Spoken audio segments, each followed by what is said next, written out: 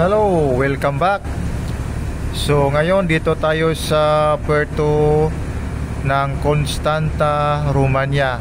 Naglo-loading tayo ng tinatawag na rapeseed.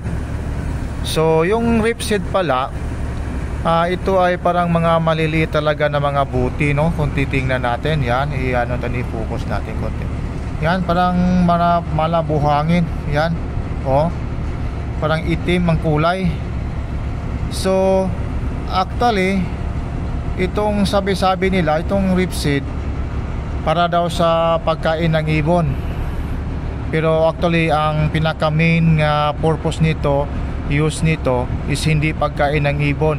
Ito ay undergo sa something like a process para i-extract yung content niya na oil.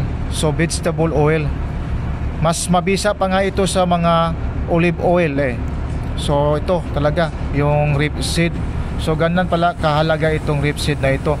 So yan, kung titingnan mo yan, oh, so buhos ang ano dito. So yan, mabilis-bilisan lang. So ganyan, yan siya nakadaan sa conveyor na yan. So naturally, oh yan, galing na yan sa mga storage dan sa labas. So ganito ang proseso. So itong rapeseed, mahalaga talaga ito sa atin, lalong-lalo na sa mga heart natin kasi rich din yung omega 3. So ganyan siya, no? So yun pala, maraming ganito sa Britanya, sa England.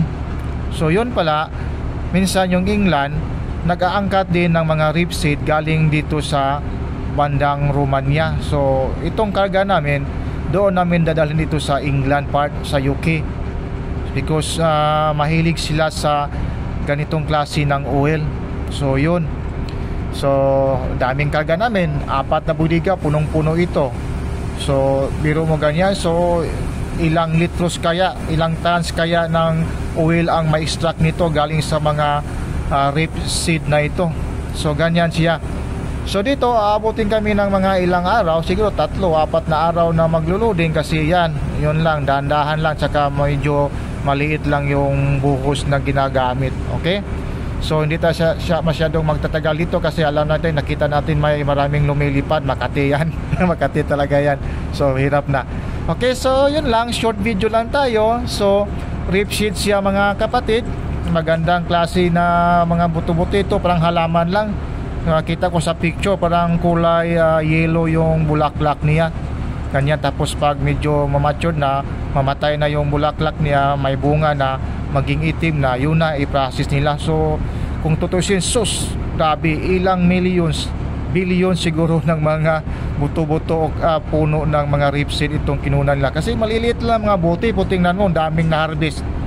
So ilang hectares kaya ang nagtatanim dito ng klaseng rapeseed na ito. Okay?